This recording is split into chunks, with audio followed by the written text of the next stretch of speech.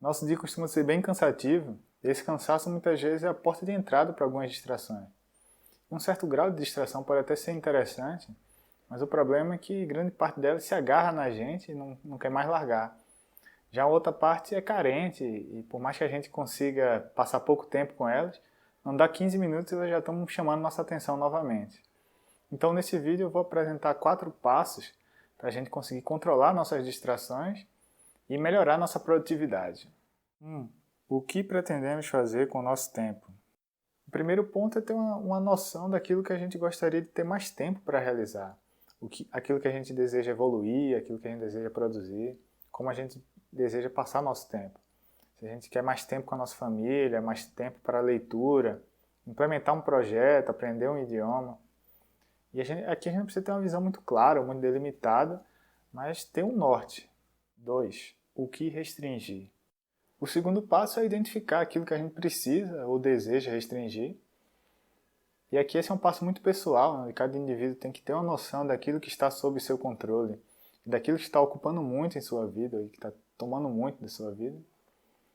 O problema é que nem sempre isso é muito evidente, nem sempre fica claro aquilo que está ocupando muito a nossa vida.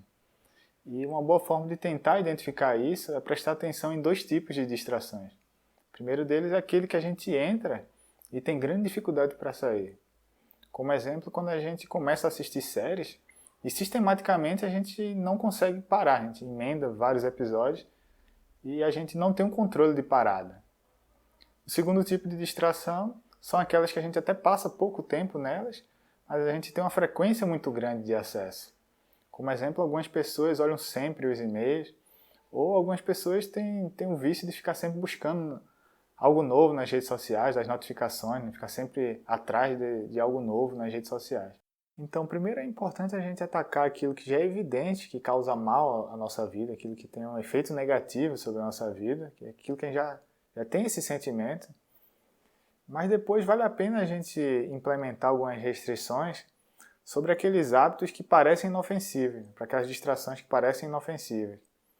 E tentar verificar a dificuldade que a gente tem para implementar essas restrições e o tempo que é aberto quando a gente implementa essas restrições. 3. Definir as restrições. Uma vez que a gente tem a ideia do que a gente precisa ou do que a gente deseja restringir, a gente deve definir como a gente vai aplicar as restrições. Qual vai ser a forma de aplicar as restrições. E aqui eu vou apresentar 3 tipos diferentes, ou 3 formas de aplicar as restrições. A primeira delas é remover o acesso, né? Cortar completamente o acesso. Eu uso muito isso quando eu estou jogando algum jogo e eu percebo que a minha mente fica muito presa àquele jogo, né? E às vezes até quando eu nem estou jogando naquele momento, a minha mente fica pensando em como eu posso jogar, em estratégias. E quando eu percebo que isso está sendo prejudicial, então o próprio fato de manter a possibilidade de jogar aquele jogo é prejudicial. Então assim eu removo o acesso. A segunda forma é definir limites. E aqui a gente pode definir limites tanto de horários no dia, por exemplo, de 8 às 9. Posso definir alguns minutos ou quantidade de horas por dia, né? Eu, por exemplo, só vou assistir 30 minutos de televisão por dia. Ou eu também posso definir até dias na semana. Eu posso dizer que eu só vou assistir séries na segunda-feira, ou só vou assistir na sexta-feira. Enfim, definir alguma limitação, algum escopo. A terceira forma é condicionar o acesso. É definir alguma atividade que seja produtiva ou que seja interessante de alguma forma e definir metas para aquela atividade e a gente só vai acessar as distrações uma vez que aquelas metas tenham sido atingidas. Por exemplo, uma forma bastante simples seria dizer que a gente só vai acessar as distrações depois que a gente estudar 2 horas em algum dia. Com as restrições definidas, a gente deve se voltar para aquilo que a gente vislumbrou no passo 1, para as atividades que a gente desejaria ter mais tempo para realizar e colocá-las em prática. Se for o caso, definir metas, mas aproveitar os espaços que foram abertos para colocar aquelas atividades em prática. E nesse momento a gente corre o risco de montar uma rotina que seja puramente voltada à produtividade. Mas é importante que a gente tenha um espaço para o descanso e para o lazer, para que a rotina seja sustentável. 4. Definir topos. Esse passo talvez seja a informação mais importante do vídeo, e é como eu venho conseguindo me manter no controle das minhas distrações, sem ficar paranoico com as restrições. Como eu consegui reduzir as restrições a um nível mínimo e ainda assim me manter no controle das minhas distrações. Eu consegui isso com uma regra muito simples, com a definição de um topo para os excessos, né? com um limite para os excessos. E no meu caso, esse limite foi de um dia por semana. Então eu defini que se em algum dia da semana eu identificar que eu me excedi nas distrações, o restante da semana eu vou ou remover ou retomar várias das minhas restrições.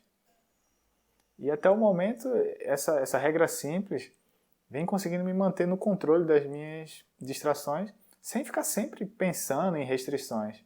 O que significa se exceder é bastante pessoal, né? Então cada pessoa vai ter que ter uma noção do que é um excesso para ela, mas as primeiras restrições são uma dica muito boa daquilo que pode causar um excesso para a gente, né? Das atividades que já estiveram fora do nosso controle e da quantidade de acesso, da quantidade de tempo que significava essa perda de controle, né? Que causava mal para a gente, que tinha um efeito negativo para a gente. Então, quando a gente tiver essa sensação, que aí é um pouco mais subjetivo, de que houve um excesso em determinado momento, a gente retoma as restrições para retomar o nosso controle. E a ideia é se manter no controle, não é remover todas as distrações, é ter controle sobre as distrações. Esses foram os 4 passos para se manter no controle de suas distrações e melhorar a sua produtividade. E caso tenha gostado do conteúdo e venha gostando do conteúdo apresentado no canal, eu peço que considere se inscrever. Isso vai ajudar bastante ao projeto como um todo, a tomar um volume e aumentar e alcançar mais pessoas para que o projeto possa crescer. E até uma próxima.